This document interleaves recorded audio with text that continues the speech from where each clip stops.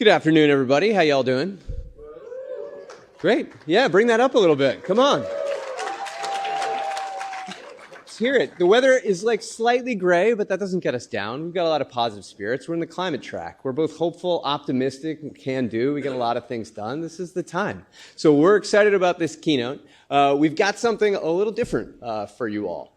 We're going to do 4 consecutive keynotes from leading innovators, thinkers, wildly intelligent folks, from academia to people who are commercializing technology, figuring out the nuances of how do we scale and finance innovations, to building and maintaining supply chains that benefit communities. So we're going to take you through the kind of stages of innovation, from who's transforming how we think and the questions that we ask in academia, to how do we understand the most transformative technology and what its capabilities are in solar. Where do we think about the kind of ways that these technologies, once they are commercial, actually scale up? How do they get to this like higher level? And then what is our commitment to the communities and places where we build supply chains and we source these things? What does it look like to kind of maintain and sustain that? So we're thrilled to have this. The first speaker is someone who is a magnet at Yale for talent. She's a catalyst inside of the university for shaping and changing the way that we think about the role of the university as a public good in science. And she's been a mentor to countless innovators and entrepreneurs across campus. And she's got a really cool title, which is the Vice Provost of Planetary Solutions, which means like when you get to think about like a wonderful, fantastic research university training all of its power on how do you be a global good, you're like the person who gets to direct and focus all of that energy. So please give a warm welcome to Julie Zimmerman, Vice Provost of Planetary Solutions. Thank you. All right. I'm really excited to be here. As Stu said, I have the best job at Yale. I basically get to go around campus and ask people if you cared about climate and sustainability and the university could help you, what could we be doing? Policy change, staff, resources, and then with my team, I get to go back and try to put that together. So we are hopeful and we are doing things and trying to move the system. In reality, as all of you probably know, the way most of time, energy, and resources get spent is studying how bad things are and how bad problems are, and much less time gets spent on the solution. And we're really interested in driving these solutions forward. And this really requires a new framing and thinking about what is a good, sustainable, long-term solution to the climate and biodiversity crises that we face. So if we think back in history and say, what are other examples in time where things that we look at now, it's hard to believe that they were socially acceptable or tolerated or considered normal. So you could go back and think about women not having the right to vote and think it's unbelievable that that was just tolerated and expected and normal in society. You can find advertisements of doctors suggesting that you smoke cigarettes and it's good for your health. You could go back to leaching and solving medical crises and it's okay to snicker. Or, right, even the idea of the earth being flat. And of course, there are some people who still think this. These things are absurd. And we do laugh and we look back and say, how was that the best and the brightest of what knowledge we had available at the time? And if we pivot today and we say, what are future generations going to look back at us and laugh and snicker and say, that was socially acceptable, how did they let that happen? You could look at the chemical industry and say, the largest product that they produce is carbon dioxide. No economic value, not a product that people are buying, but that's the single largest thing they produce. We could talk about the subsidies to the fossil fuel industry, and that is $11 million a minute. That's kind of a joke. I'm sure there's a lot of entrepreneurs sitting in the room thinking, I could do a lot with about 20 or 30 minutes of those subsidies, right? But this is the norm. Not only are we saying we need to be at price parity with this industry, we're actually feeding them financially to make it harder for new technologies in the climate space to compete. You could talk about how much global energy comes from coal, and about 40% of that is used just to produce fertilizer. That's absurd that we are burning coal to put fertilizer on the land that we know only about 50% is actually uptaken by the plants. You could look at the studies coming out of the Ellen MacArthur Foundation saying that there'll be about a megaton of fish in the ocean by 2050 and a megaton of plastic in the ocean by 2050. This is absurd. And I am quite worried that future generations are going to look back and wonder why this was okay or tolerated or the social norm. And the last one is one that's really close to the work that I do and think about, and this is the Center for Disease Control started in 2015 doing an assessment they call a body burden study, where they go and they sample blood and fat and saliva and say what chemical exposures is the public bearing. And the first study came out in 2015, and they found about 287 chemicals in umbilical cord blood. Most of these are carcinogens or developmental toxins, and several have been banned since the 1970s. This is absurd. And we need to change, and that's why you're all here, right? This is where we need innovation. I think what's important to think about is most of the things that I just showed you were unintended consequences. Nobody intended to produce persistent plastic that was going to wind up in the ocean or chemicals that were going to bioaccumulate. And so as we think about innovation and driving new technologies and new solutions, how do we avoid these unintended consequences? And the challenge is, the elephant in the room, is that much of what improved quality of life, that brought populations out of poverty, that extended life expectancy, came with these unintended consequences. And so we need to design differently. So Stu didn't mention, but I was trained as an engineer. I'm on the faculty in the engineering school here. And this is really how we train people. Go identify a problem, come up with a great idea, and you have a solution, and go implement it. And you can look across all kinds of sectors, whether it's transportation or communications or manufacturing or healthcare. And it's worked. We've done a really good job at this. There's just one problem with the framework about how we have done innovation. And that is we've often only asked people to solve half a problem statement. So we might say, please go provide clean drinking water, but we forgot to say, can you do it without using and generating toxic chemicals? We might say we need to generate energy to meet society and economic needs, but we forgot to say, can you do it without harming the atmosphere of the only planet we have? We might talk about producing goods and services, but we forgot to say, can you do that without depleting finite resources and generating lots of waste? And you could go on and on. So when we start thinking about how to train people to frame problems of which we want to go innovate solutions for, it's really important that we get this problem statement right. And I am very concerned in the climate space that we are approaching addressing climate change in the same way that will lead to the same unintended consequences. This has been called carbon tunnel vision, where you hear people talk about how climate is connected to water and water to health and health to food, and my goal is to reduce my carbon footprint by some percentage by 2035. And we don't really talk about how I'm going to get there, what reactive chemicals I'm going to use, and what harm I might cause, and who's going to benefit from that solution. And I'm worried that's going to lead to more absurdities as we try to solve this crisis. So maybe we can all agree that part of the problem statement needs to be that whatever solution we're putting out into the world is conducive to life today and into the future. And so if we want to get this problem statement right, we're pretty lucky. It's the same way that we get the solution right, and that is really thinking in systems. And so training people not just to be disciplinarily excellent, but understanding the context they work in, the people they need to work with, how to engage stakeholders in what they're doing. And this idea is old. It's been around since the 1970s. There's an article in Science talking about more is different, and how we need to bridge both the idea of knowing very deeply and very well a problem, with the systems that we need to drive the solutions.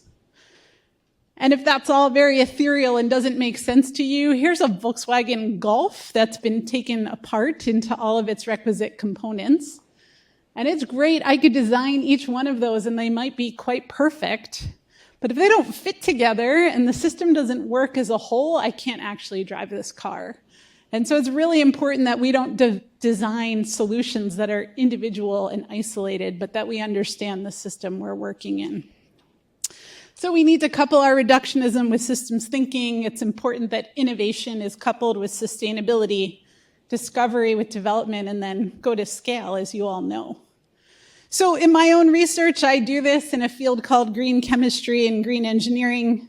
This journal, Science, you may have heard of, has done lots of work to promote and think about this idea of what does chemistry look like for the future.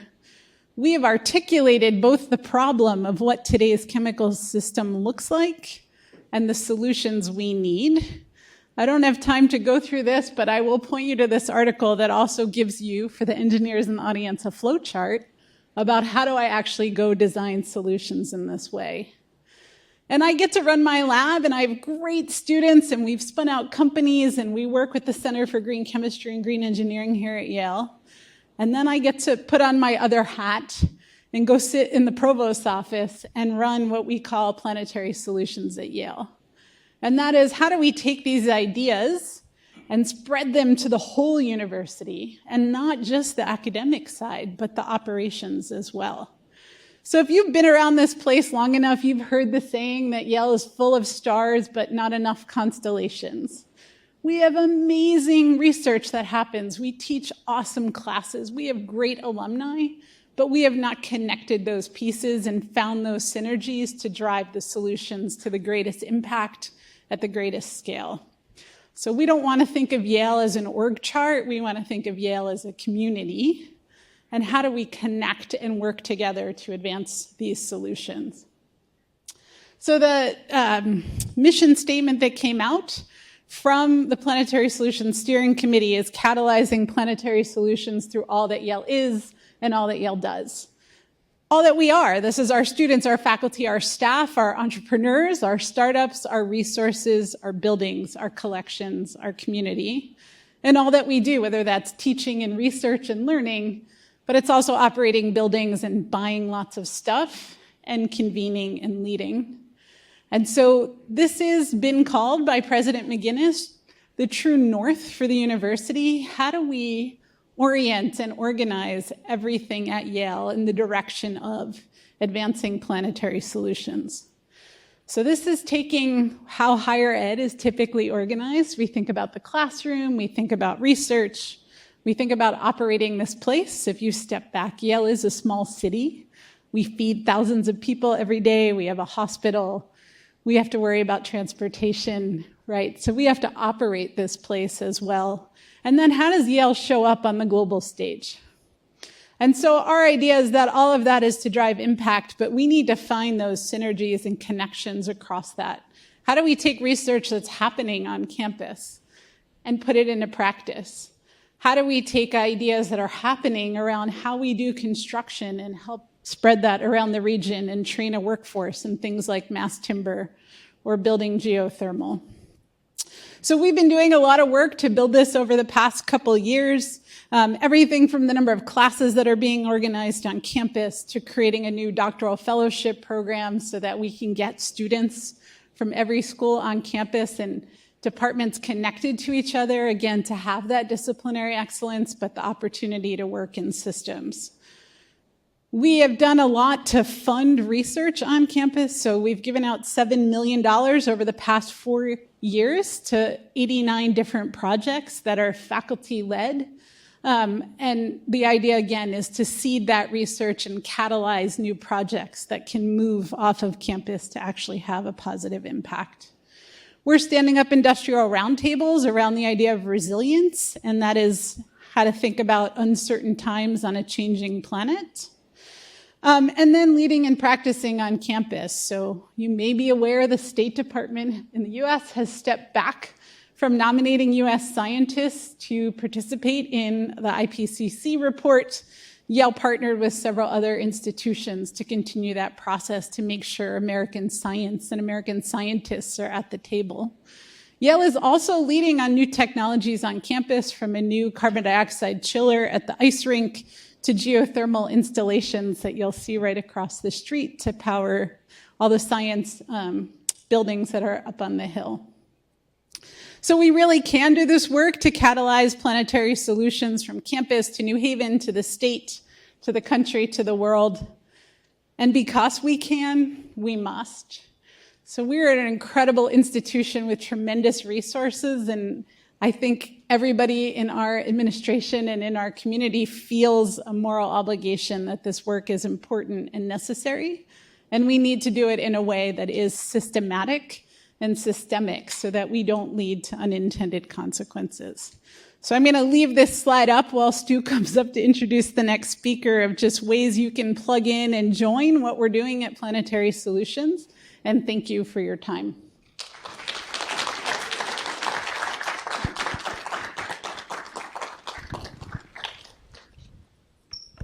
Thank you, Julie. Asking better questions of academic institutions and reimagining what we can do here then leads to how do we understand and ask more of the technology that we're producing and how we're utilizing it. And we've got a wonderful, wildly intelligent human being who's now on a journey of reimagining the core technology of the energy transition. So Scott Wharton, a 5-time successful entrepreneur, SOM grad from '95, who wrote his essay here about how he wanted to work in renewable energy when he came to SOM, and then is now bringing all that expertise back of commercializing and building up companies to lead Tandem PV, which is reimagining the full potential of solar with different technology. And Scott is going to take us through kind of what that looks like. And Scott, thank you for being here.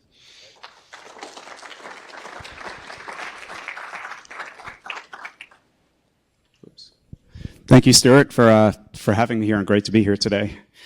So what I found from my experience, there's a lot of myths about what's going on in the solar energy industry. So I figured I would talk to you about 7 key myths that I found. And which way do I point it?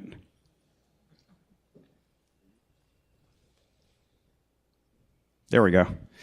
Okay, so Stu talked a little bit about me, 5-time entrepreneur.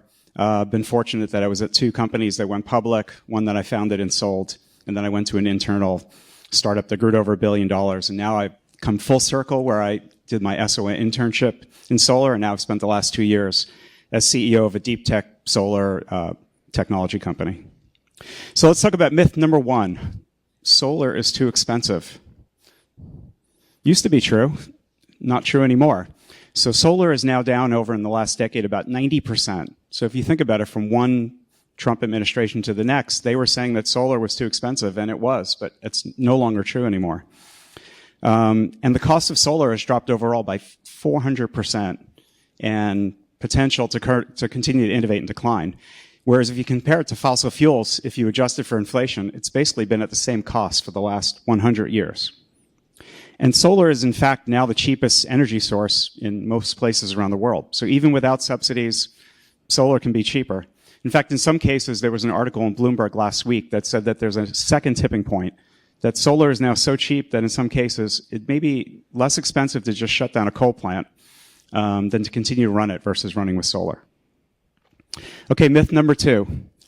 Solar just provides too little energy and it won't scale. So the reality is solar and wind are now providing the majority of new energy around the world today. So a couple of examples. So last year in the US, 90% of all new energy was provided by solar, wind, and batteries. In the first 2 months of this year, 98%. So that's the majority of all energy today. If you compare the 50 gigawatts that were installed in the United States for solar last year, it equals 50 San Franciscos or 8 New York cities. So it's a huge amount of new energy that we're adding. And this is roughly the same ratio in China as it is in the United States. About 90% of their new energy was solar and wind. I think about 60% of it was solar. Okay, myth number 3. Solar requires just too much land. We can't possibly make that work.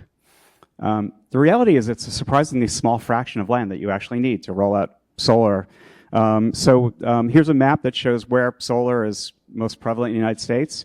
And if you look at that red dot, that is about the amount of solar that you would need, about 100 miles by about 100 miles, that could power the entire electricity needs of the United States. Of course, this excludes rooftops, houses, carports, maybe putting it on farms, etc. I did point this out to my wife, and she said, 0.5% sounds like a lot, until I pointed out that about 50% of our land in the U.S. is actually dedicated to agriculture. So it's actually relatively small and getting smaller all the time with new technology. Okay, myth number 4. Solar is unreliable.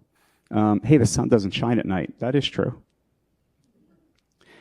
But the reality is that solar and storage today as a combination really can get you incredible amount of reliability. So the twin story to solar is that battery costs are also down about 90% in the last decade. I think we know about this from our cars, from our smartphones. So a very similar path to solar. And the cool thing is that when you combine solar with batteries, you really do solve this so-called baseload problem of needing batteries and solar to run or have energy 24/7.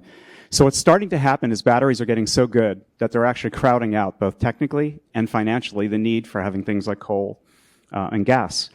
And the solutions are getting better and better, so they're going from short-term to medium-term to long-term. So we could take our extra sun from the summer and be able to use it all year round. Okay, myth number 5. So we all know that AI needs massive amounts of compute power. And if you listen to the conventional wisdom, it says, well, we have to get it from nuclear and we have to get it from fossil fuels.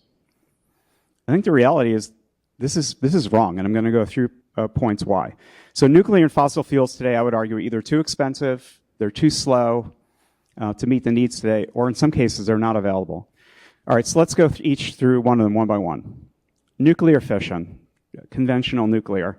So nuclear fission is actually incredibly expensive. There's a plant being built today in Georgia, one of the only plants being built, and it's now $38 billion for just this one plant. It's also very slow. It takes about a decade to be able to build this out. So I think we can argue that ChatGPT needs its power way before the mid-2030s. And once you have batteries, like I said, you don't need it from a baseload anymore. So too expensive, too slow, probably not going to be the right fit. Nuclear fusion. So there's a ton of investment happening in this space. Katie is actually invested in nuclear fusion. I think one of the challenges of fusion, and I really hope that it comes about, but it probably practically won't be available until the 2030s. So for all the AI that we're rolling out today, it's really not a practical solution anytime in the near term. And I would argue that economics are unknown. If you look at this slide, this is a picture of a nuclear fusion reactor, and I would ask the question for you, does that look cheap? Probably not. Okay, another thing that you hear about in the news is nuclear fission small modular reactors, or so-called SMRs. Part of the problem with the SMR is that the technology is still being developed and it's not really available yet. So maybe the early 2030s it'll be available. The other problem for those of you who go into SOM is that you know that small actually equals worse economics. They have no economies of scale. So they're a lot more expensive. And then I would ask, all right, even if you could fix all those issues, how many of you would raise your hand and say, I would love to have a nuclear power plant in my backyard? Some of you, okay, that's good. I'm a little more skeptical that that will happen, but it's possible. So, all right, option number 4, we can use coal. Coal is prevalent. There's a lot of it. The problem that coal's having these days is not purely technical, environmental. It's really a problem on Wall Street. They can't finance a new plant. And the reason why is that you have to assume that this plant will have a serviceable life for 30 years. But most of the people on Wall Street know that coal will not be around for 30 years for a variety of reasons. One is it's more expensive than solar and batteries. And 2, it is dirty. So there are reasons why you might want to regulate it. So coal is not really a viable option for data centers. All right, then there's natural gas. Natural gas, I would argue, is a great bridge technology into the future. So there's a big challenge with natural gas. There's actually a 5-year backlog right now to buy a gas turbine. And this is not according to Greenpeace. This is according to Gas Outlook magazine. I looked it up. There is a magazine. And even after you get your turbine, you have a year of permitting, and you have a year to install it. So we're talking about 2032 until you get your power for AI. And because there's so much demand, the cost has actually tripled in the last year for natural gas. So gas could be an option, but you probably can't get it.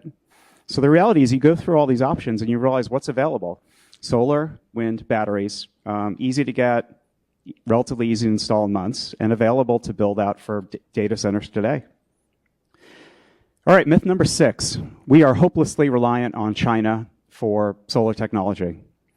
It is mostly true today, but there are some things that are happening that are changing. So China today has about 80 to 95%, in some cases 98% of the solar supply chain. And I would argue that we went through this recently where, in Europe, they said, hey, there's this guy named Vladimir, and he can give us all the gas he wants. And what could go wrong? I think we've seen that movie. We're literally doing the same thing with China and solar with most of our new power. So I think there is a bipartisan consensus in the U.S. today to take some of this supply chain and reshore it. And there's a new technology that you can leapfrog that is emerging. And that technology is called perovskites. And so some of the highlights of perovskites, it's 30% better performance today. It's a lot cheaper to make because it's 200 times thinner. It's actually 1/100th the width of your hair. It doesn't use any rare metals or minerals or mining. In fact, you could make it right here in the U.S. And Rethink Energy, an analyst, said it's supposed to be about 90% of the market by 2040.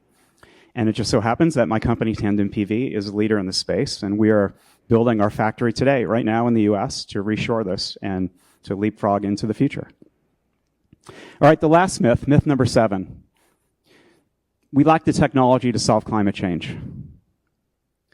I think when you look at all of the progress that we're making on solar and batteries and their trajectory, we are on a trajectory, I think, to largely solve climate change and really electrify everything and all of our needs. One of the things you see in solar is that the forecasts are always wrong. Usually you see forecasts that are always over-forecasting.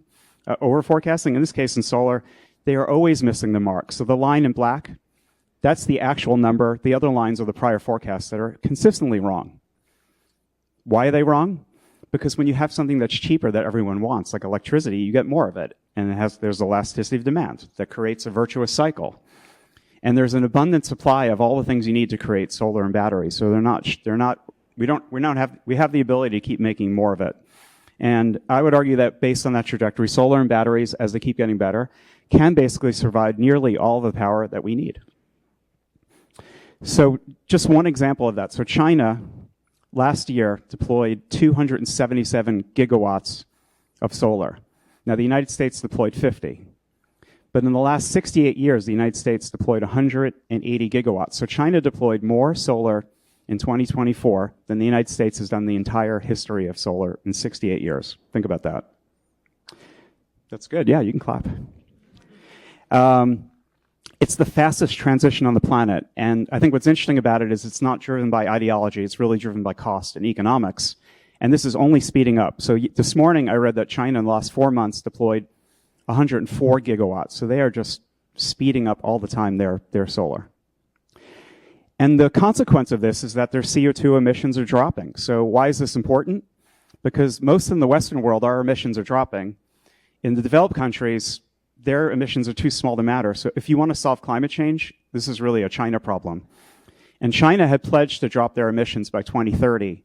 And amazingly, they are 5 years ahead of schedule. So mostly due to these solar deployments, which are picking up. So this is great news. And this is not only rich countries or China, even poor countries are embracing solar and rolling a lot out. So Pakistan rolled out 22 gigawatts of solar last year. That's almost half of the United States. And the interesting about it, they did it without subsidies or a big program or climate drive. It's just pure capitalism and economics. It's in their interest to do so. And I think you're going to see this happening all over the world, not just in Pakistan, but everywhere. All right, I want to leave you with a final thought on a personal note. So the last few months, I think if we're honest, for people like us who are interested in the climate have been really tough. And I would say even last week, the repealing of a lot of the IRA felt like a punch in the gut. And I think you could argue that because we're still emitting a lot of climate, it is going to get worse in the next couple of decades. But I think there is a ray of hope. I think with the innovation that we're seeing in solar and batteries, I would make the argument that solving climate change is no longer a matter of if, it really is a matter of when. And I'm really proud, actually I would say grateful, to be part of a company that's leading the charge to help increase this and make it faster for all of us. Thank you.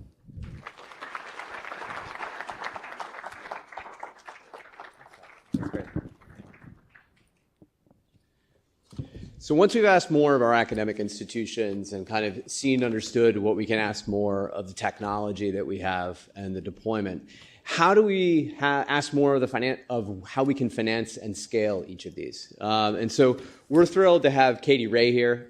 Katie is the CEO and managing partner of Engine Ventures. She serves on the board member for those who are climate tech geeks and others of just a roster of the coolest companies that are out there, from Form Energy to Boston Metal to Sublime Systems. And she's been a trailblazer in creating and supporting ecosystems for entrepreneurs and innovators from her work at Techstars and other spots before this. And one other fun fact and note, her dad is a beloved professor here at the School of Management. A lot of us took classes from him at State and Society on markets, and he really opened our eyes to the ways that kind of policy and finance and the business models we were all thinking about intersected. So thank you, Katie, for being here.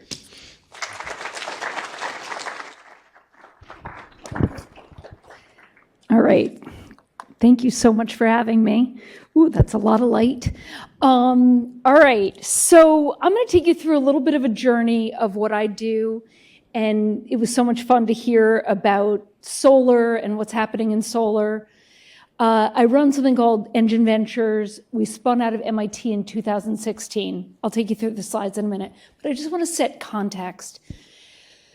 If you think about the history of breakthrough technology being really important, and solar being one of them, but there are many of them, to solve our world's problems. Some of that's climate, some of it's healthcare, some of it's, advanced systems that run our world, like in semiconductors.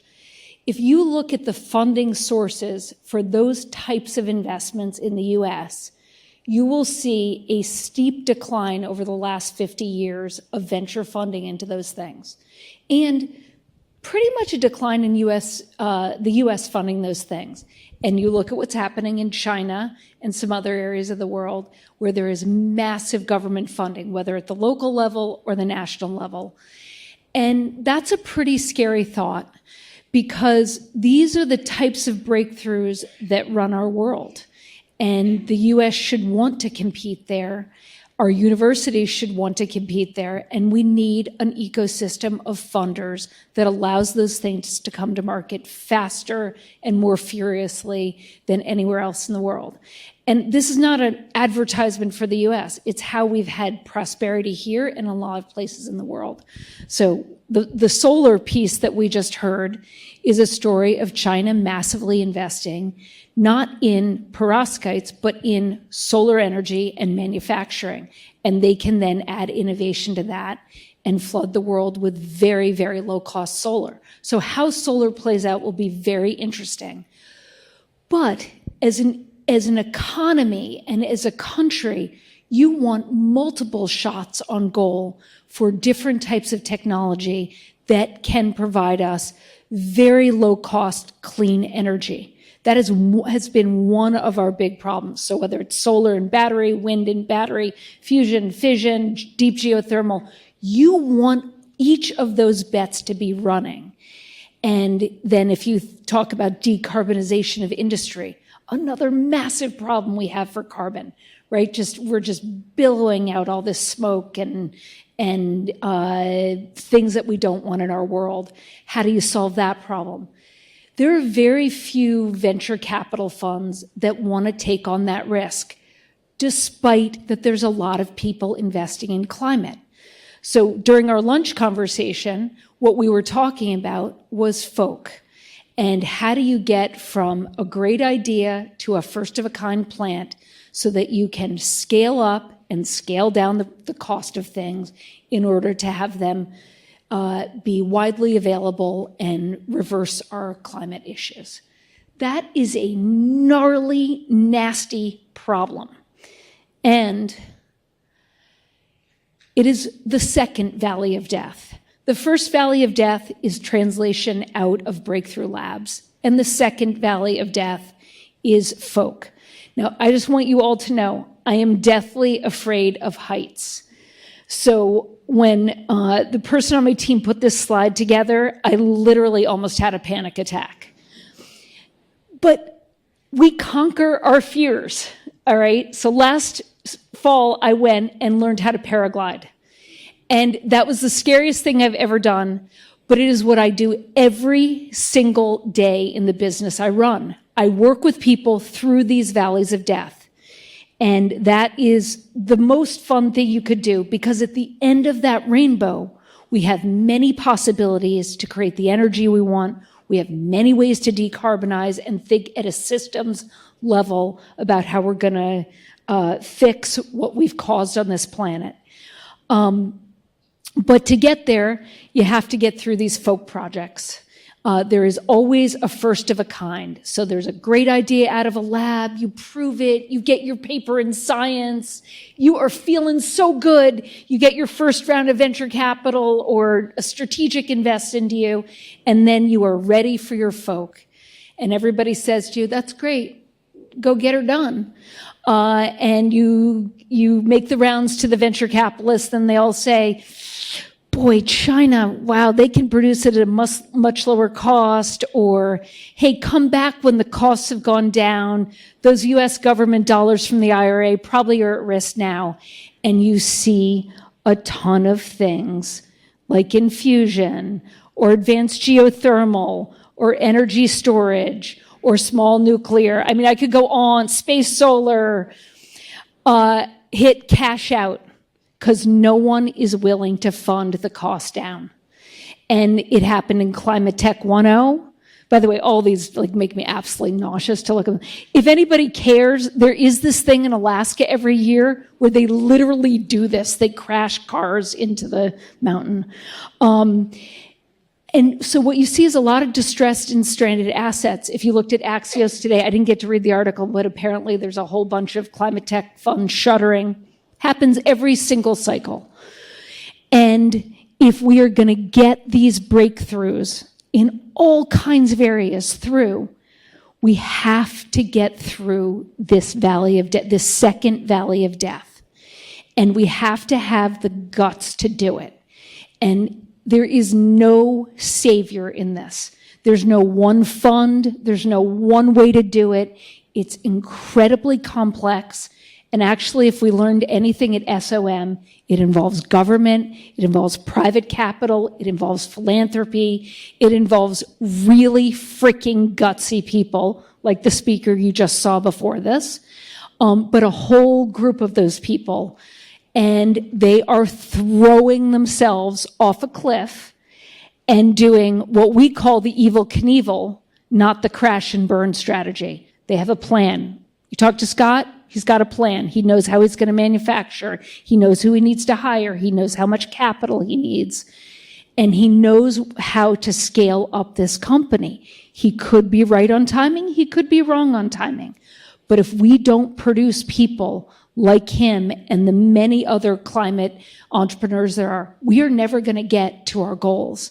And our security as a world also goes down, right? So it's like this dual function going on. So what we do at Engine Ventures is try to pull together capital, network, and expertise in order to get people through these gaps. And we work with probably 200 or 300 firms at any given time who are working across this.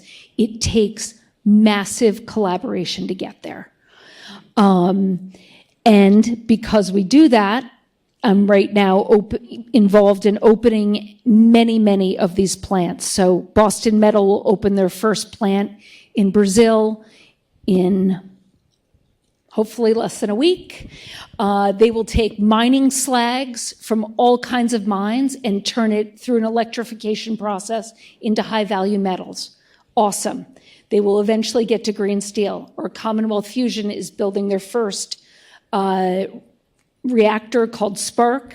There are lots of tours of it. You guys should come see it. Firm Energy has a long-term battery manufacturing facility in Wharton, West Virginia.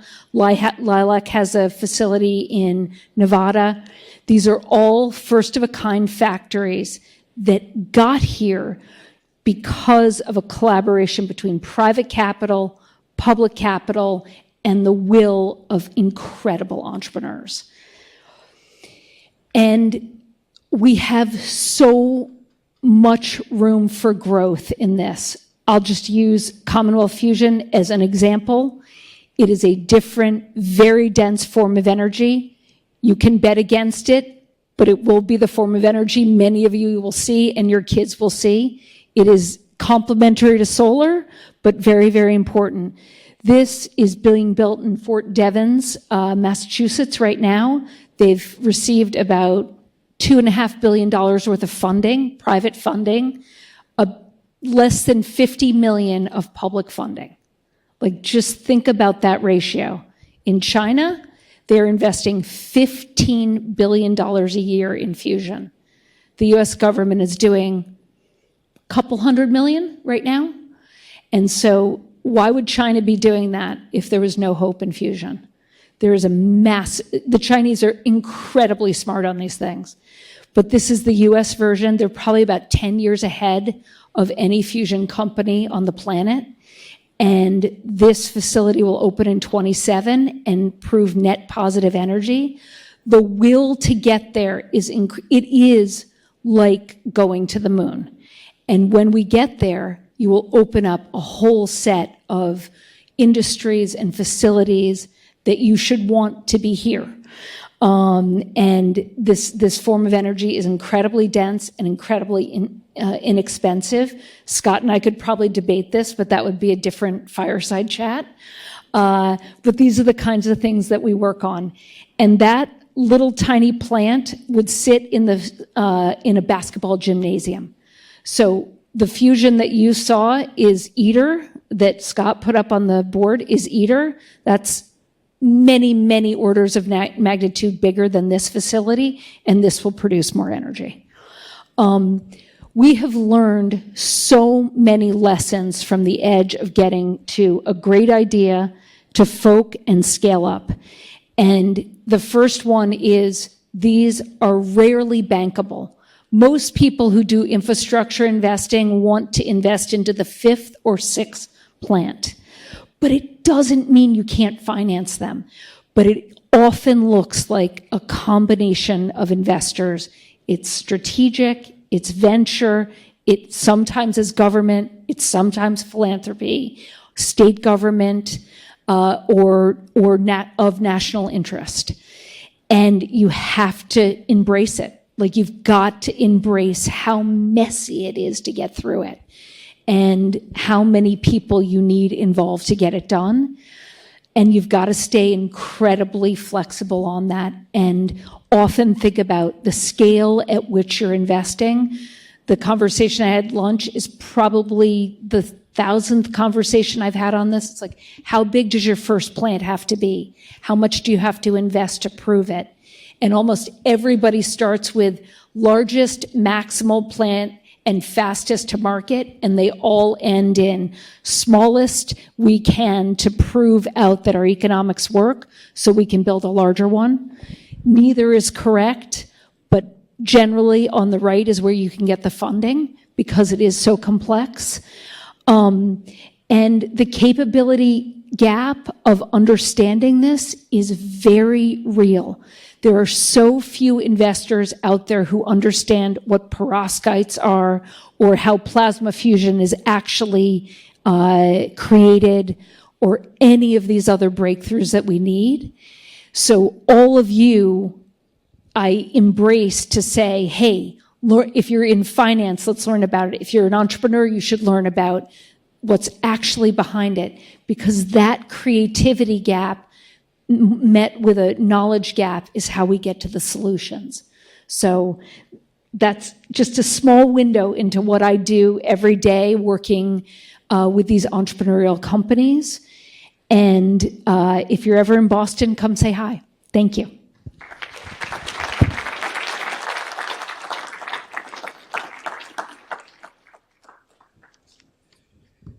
So once we've asked better questions of academic institutions and seen their capabilities and asked more of our technology and seeing how finance and different partnerships can come together, where do we inject the kind of humanity, community, and the understanding of the human element back into our businesses and supply chains? Where is sustainability bringing humans back at the core? And no better person to talk about this is Seth Goldman. So Seth is another SOM alum. He is the co-founder of Just Iced Tea, a line of organic and fair trade bottled tea that's just sweet enough. Seth is also the co-founder of Plant Burger, Honest Tea, and the chair of the board of Beyond Meat. He was EarthDay.org's Climate Visionary of the Year, and he's the co-chair of the Program and Entrepreneurship's Advisory Board. And he spoke in this room to a group of MBA students earlier in the year, and I think really gave them a sense of like, what does it mean to care about the people that you work with over long term and a commitment to supporting and helping them. So, Seth.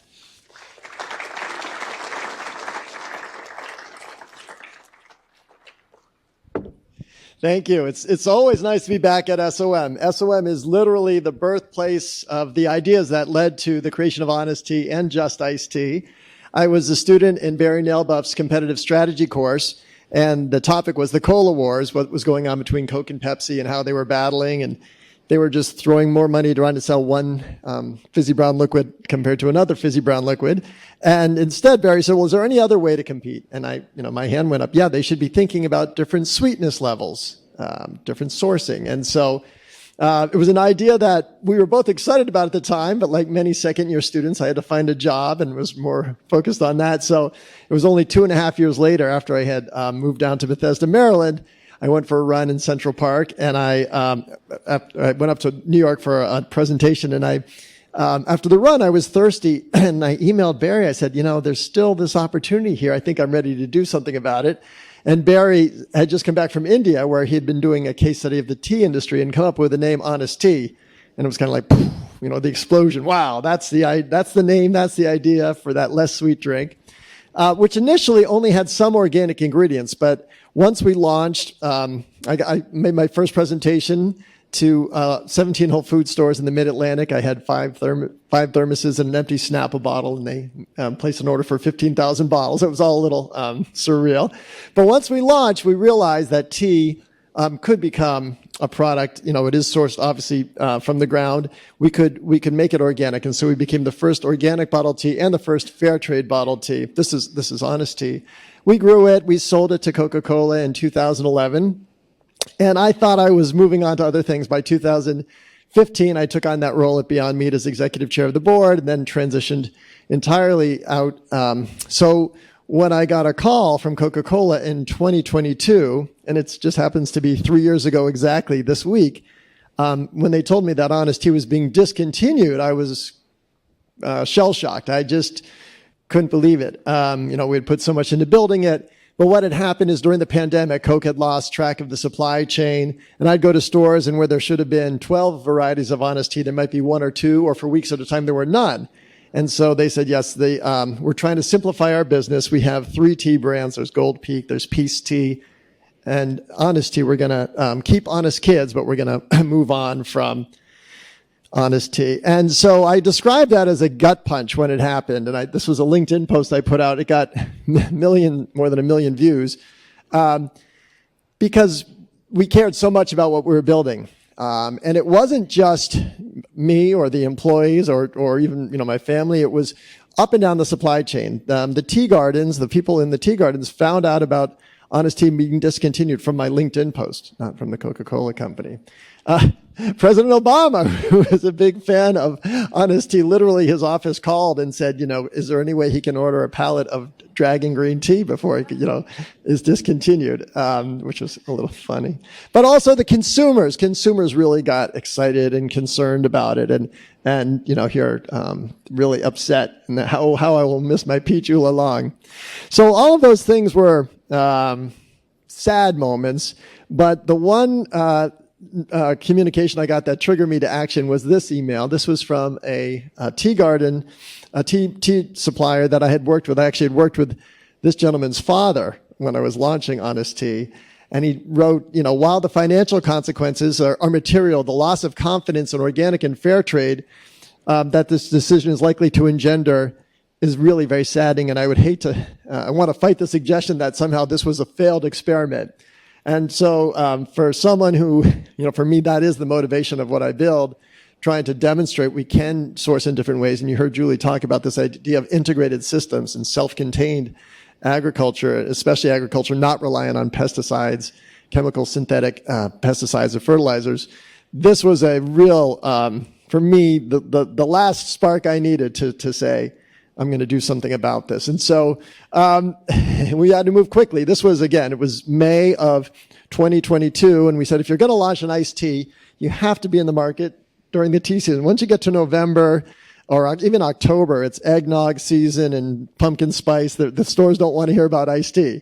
So we basically said we got 90 days to stand up a brand. The first thing we had to do was figure out a name. And, fortunately, I was able to enlist Barry again as a co-founder. And within a weekend, we came up with 3 names. One was Integra Tea, had the word integrate in it.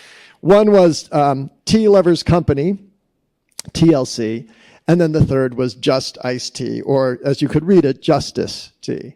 And I'm once again, lightning struck. I said, that's the name. That's going to embody what we're about. And from day one, we're going to be organic. We're going to be fair trade. And we have to have a strong connection to the source. And so my other co-founder in this venture is a chef named Spike Mendelsohn, who hadn't had experience in tea, though he has a lot of experience in formulating and being a chef. So we took him to Mozambique, which is one of our new tea suppliers. And I wanted him to get a feel for why this whole mission is more than just moving bottles of liquid.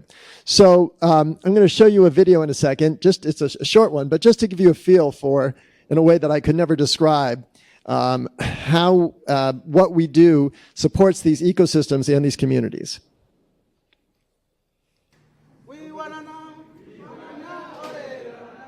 My co-founder, Chef Spike Mendelsohn, and I visited our newest tea supplier to better understand the impact of fair trade. Oh, Seth, look. There it is. This is what This is worth all the travel. This is worth every single minute of travel. With every pound of tea we buy, a portion of the money is directed to a workers' council, which decides how the money will be spent. Being my first time at a tea garden, just the travel out here, the remoteness is just absolutely breathtaking.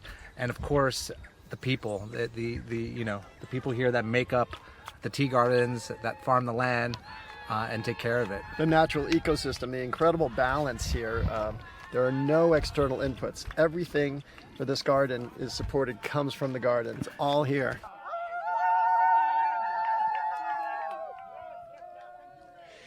So it's an inspiring place, doing amazing things. But it's also a very needy place. Mozambique is one of the 10 poorest countries in the world. The average life expectancy in that province is 54.6 years old. So real breakdowns in access to healthcare. And one of the things we're doing, so the way fair trade works is that basically it's about 10% of every pound we buy goes back to the community. And the Workers' Council, which you saw briefly in the video, decides how the money is invested, and they prioritize building a health clinic in the community. And we're now embarking on a project to work with Rotary International to also raise additional funds to build that health clinic. And that's what can happen when we can move the supply chain around. And of course, being able to reignite the partnerships with our suppliers in India and China, Egypt, and also Brazil and Mexico for our sweeteners. Has been really gratifying. It has definitely been a lesson in karma in more ways than one. Karma they talk about is both sort of a second life, but also this feeling of reincarnation, and what comes around goes around. And so what's been really fun to see is our brand come to life in the stores. This is what's going on in Whole Foods right now. In fact, if you anywhere in the country, we're on promotion with Whole Foods, and they were the first chain, and Sprouts, to jump right back in. And it was, again, the karma of, when we built Honest Tea, we never said, we've got to treat people right because 10 years from now we're going to go back into this business. We tried to do it right the first time. And then the business results have been exciting too. So this is a bit about the growth curve. The illustrated one is Honest Tea. And you can see that it took us about 10 years to get to 23 million. Just Iced Tea has taken us less than 3 years because we've only been on the market for a little more than 2.5 years. But we crossed that mark and still growing. Lots of opportunity ahead. And it's been fun to, one of the challenges when we launched Honesty is we started at the bottom of the supply chain on the sell side. So I'd work with distributors. I could never get the distributors to return my call because they were busy selling Snapple and other sweet drinks. And so we had to work our way, starting with like a corned beef supplier to eventually get to a beverage distributor. In this case, we basically skipped to the front of the line because the distributors knew who we were, they knew what we were about, and we knew how to prioritize growth. So it's been exciting to see the consumer as well come around to it. And the irony is that what I think Coca-Cola missed is that this idea of organic, lower calorie, and fair trade are all more timely now than they were when we were building Honesty. And we always make the point of saying we're not a spite brand. We're not doing, this isn't, Latte Larry's, if you know that show. We're not a spite brand, but we also can't help but take a little bit of satisfaction. This market data just came out that Just Iced Tea is now larger than Peace Tea, which is the Coca-Cola brand. So thank you. We're just getting started. It's still really early in what we're building. Normally these brands, building the distribution takes a long time. So we're really at the very beginning of it. But it's an exciting moment to feel like the karma has its rewards. Most people say it's in this life or the next. In this case, we get to experience it a second time. Thank you very much.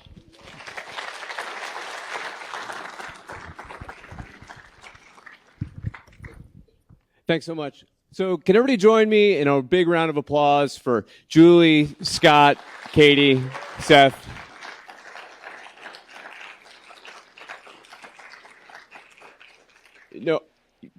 Four incredibly brave, talented, committed people who in their own industries and areas are really doing this on a daily basis. And it's remarkable to see the kind of commitment and work. I get to observe Julie's on a day-to-day basis of how she's influencing the university, and then you get to see from afar and really appreciate the alumni of Yale who are doing remarkable things and putting themselves, their reputations, their talents all on the line. And so, we'd like to see more of you doing that, committing to that, joining these folks, helping them in that process. So Julie had a call for help. If you see an opportunity to help and support Katie, Scott, or Seth, please do so.